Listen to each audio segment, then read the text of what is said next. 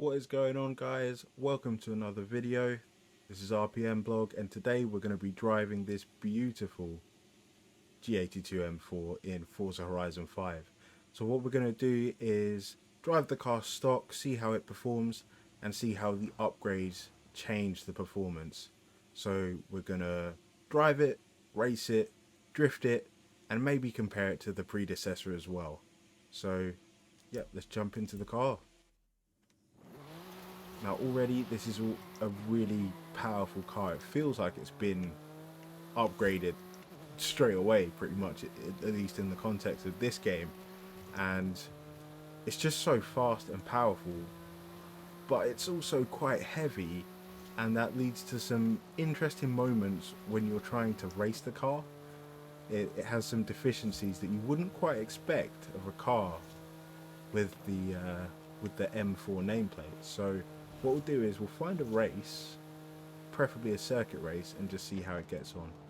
Oh, this one looks interesting actually.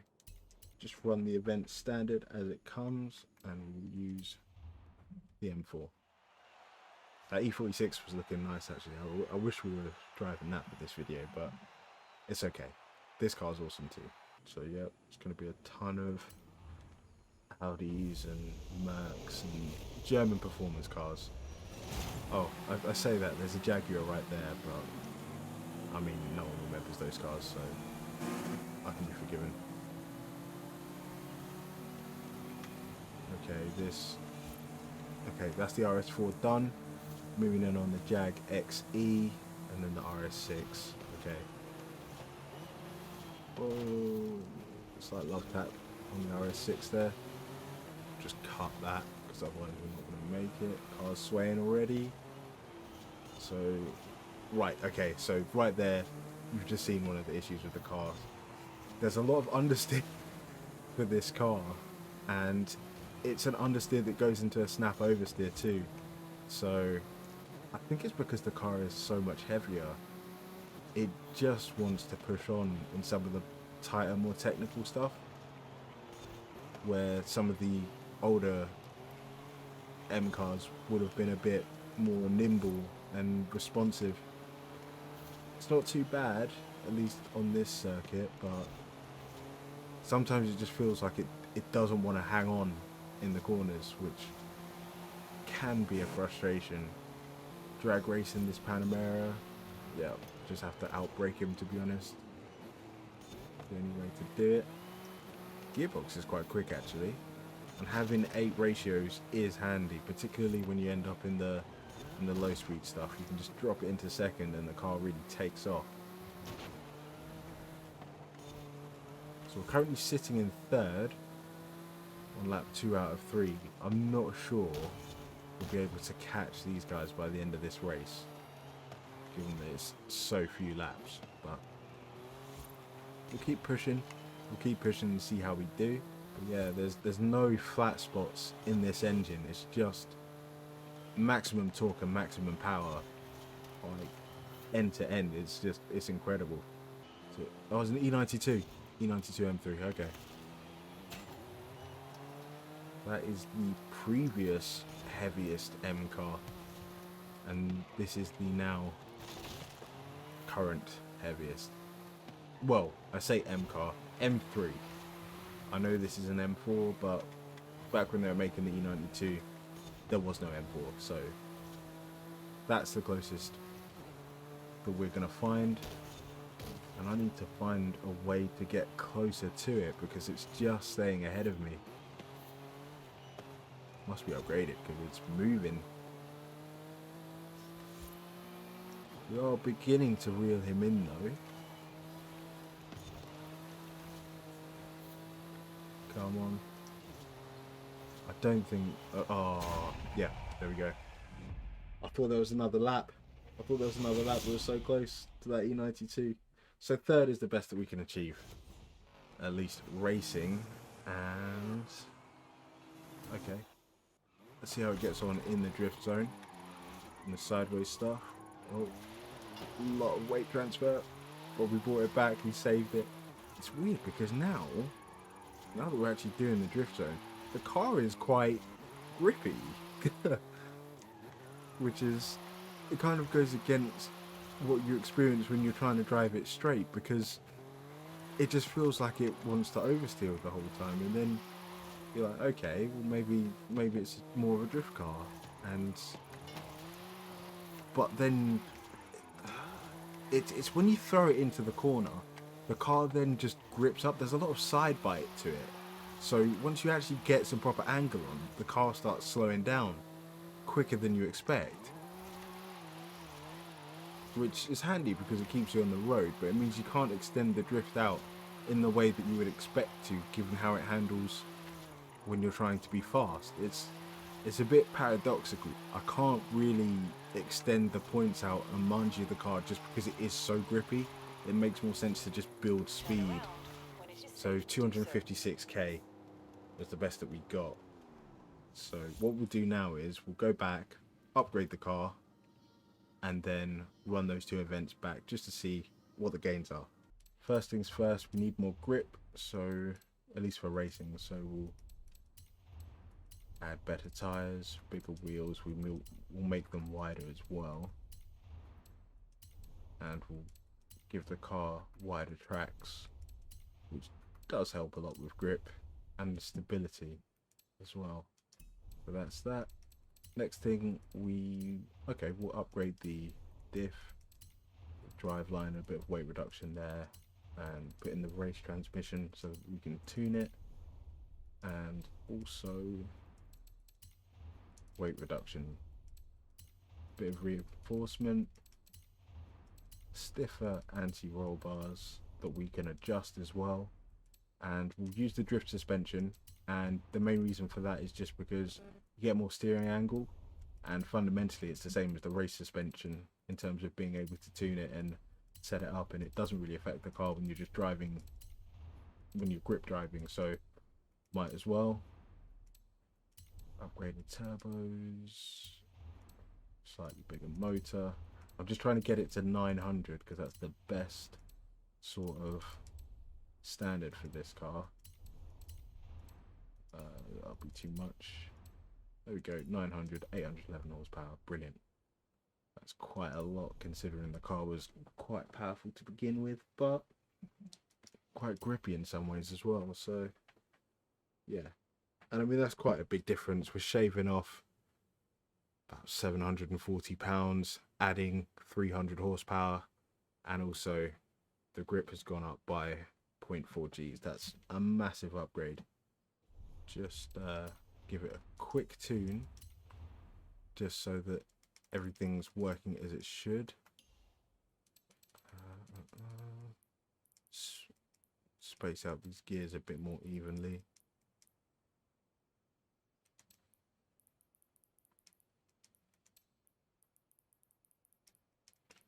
What I find is that when the power goes up by this amount, you really have to stretch out the gears, because otherwise, being just a powerful rear-wheel drive car, it just wants to light up the tires. So you do have to kind of do this if you want to make it more usable. That's too much camber on the front. We don't need all that. I'll run it with 2 degrees of negative camber. Yep, that'll be about right, I think. Anti-roll bars, a bit stiffer would be nice. 40-30 be a good ratio for this car. Want a bit more front bar just to make it more stable if it begins to rotate. And now, yeah, springs, I like to go about 150 and get it there. Yep. And we'll go with 175 on the back. We'll raise the car up just a touch because it's slammed at the moment, which it looks cool, but it's not for the best. So for the rebound damping, I like to go slightly stiffer on the rear and then use a ratio of 75% for the bump stiffness. So yeah, and maybe give some of these settings a try. I do have tunes on most of the front rear cars on this game. So if you feel like using some of my tunes, then just check out my profile on Forza. So that's just a quick tune, just so that we can use the car. It should work for both the racing and the drifting. Really, you should tune a dedicated setup for each, but in this case we're not going to do that. We're just going to use a one size fits all and just see what difference the upgrades make, and whether they make a bigger difference to the racing side of things or the drifting side of things. So we know that 256 is the score to beat for drifting, and we need to beat a position of third for racing. So let's see how we do. The car is moving. It was fast before, it's absolutely flying now. Need to be careful. Turn right.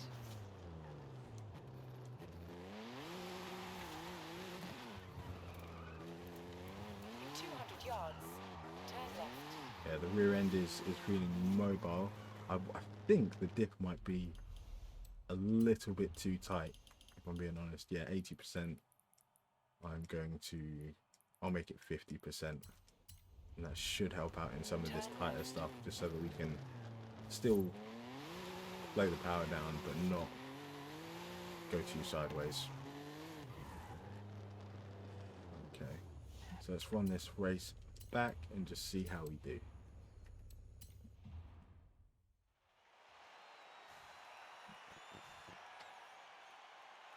Yeah, this car, with the bigger wheels and the spacers and a slight drop, it does look clean, doesn't it? But it's not just about looks though, it's got to perform. It's got to perform. So not the best getaway, but come on, 800 horsepower through the rear tires. What did we expect? Oh, Taycan. Okay, we're clearing some ground already. Decent gains. Why are there so many Taycans in this game? I just passed one. There's another one in front of me already. Okay, we passed him. I don't really want to go below third because there's so much power and torque. I don't think second gear is really going to work. Third gear is barely working for me. But we're hanging on. And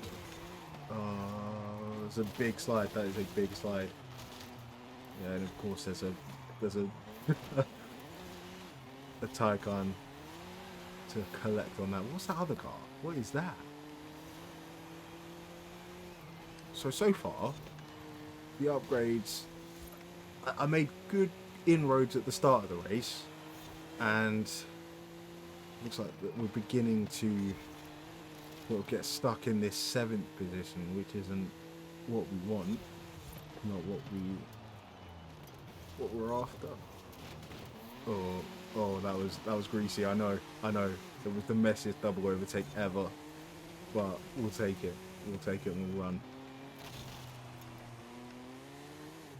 Keep it clean through here. Be patient with the throttle. Slides cost you so much in this car, because the rear end just goes and it doesn't come back for the longest time. I don't think I'm going to catch the others by the end of this race. They're so far ahead now, but we'll keep pushing. Why? Oh, they're all bunched up together as well. Yeah, of course I've got a Taycan breathing down my neck. One thing that I will say is that the car, despite the weight reduction, and we took, you know, nearly 800 pounds, well, 740, 750 out of the car, and it still feels too heavy, even on these big wide slicks. It just there, it doesn't want to turn in. And if I made the front end sharper, the rear end would be out of control, and it just doesn't feel a very balanced car compared to some of the other M cars. And what I actually want to do is, after this race, is run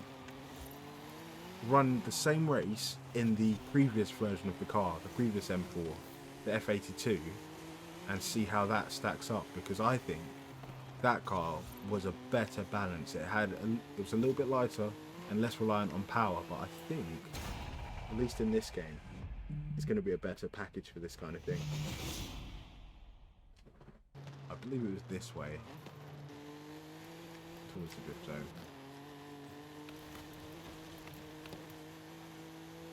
Yeah, here we go.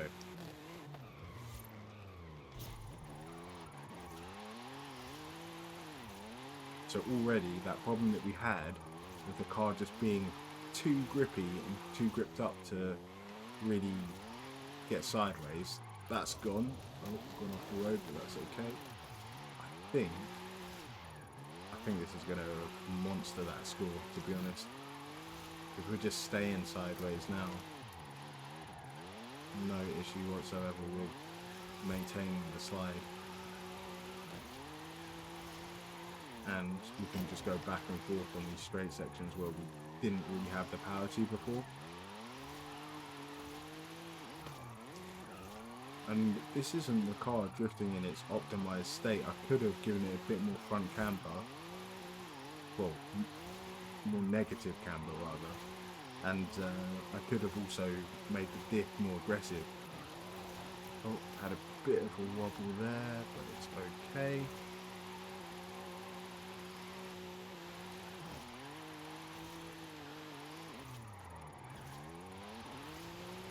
Yeah, so I've already beat 256, so we're doing quite well there. And yeah, that's pretty good. That's pretty good. So it's been a limited success in terms of the upgrades on this car. Obviously, we finished third in our first race when it was stock, and then when it was upgraded, we finished fifth. So that's not an improvement at all, is it? That's actively worse. But we got a load more points. Was it like 340 something thousand when we did the drifting? So loads better at drifting, and that's mainly down to the power and also the angle. So mixed results there, but as I said, I wanted to compare the car to its predecessor, the F82 M4. So let's jump into the M4 now. Now there are some provisos with this. This is an upgraded car, but only to the same standard that the G82 was upgraded to, and it is a GTS, but the GTS is just the best version of this car for this sort of thing in terms of power to weight and things like that, and it further emphasizes what I was getting at, because the cars are actually at the same performance level, but this is just a lighter car with less power. So we'll see how that gets on, because I think this car is much better balanced for racing, and as you can see, it still gets sideways too. So it's just a much, I don't know, it's closer to what an M car should be, this thing, isn't it? Because it weighs a lot less. I don't know the curb weight of the GTS standard, but I know that it was lighter than the regular M4. I think it was like some 80 kilograms lighter than the M4 that it was based on. So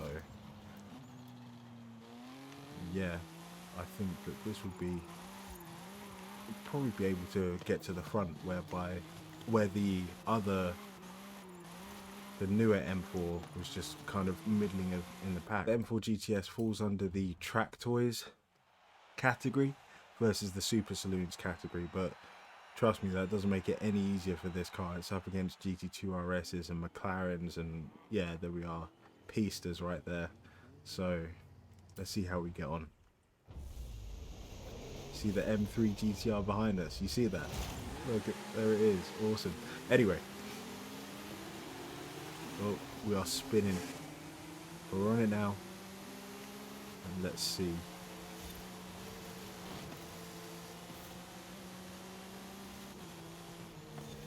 So we're just going to cut that. I know that was cheeky, but there's no other way that we were going to make that. And already you can just see that the nose of the car is able to, as soon as I say that, it understeers. But you get better rotation in this thing through the corner. versus the newer M4. It's easy here because it always wants to slide out there.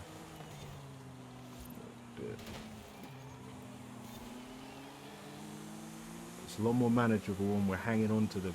If I can clean up my driving, we will catch them. Case in point, there we go, that's the McLaren done. We're chasing down the GT2. It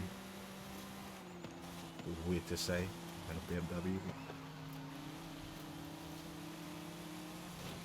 Oh my goodness, why do they...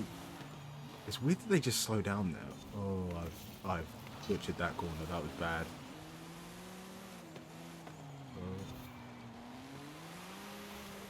Just don't want to overspeed that front axle. The car doesn't understeer, but if you get it wrong, any car will understeer. So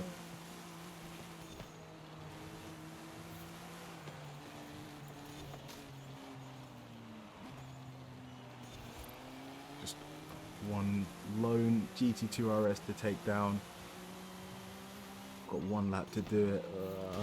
Just a bit too greedy there. We're still on the heels of it.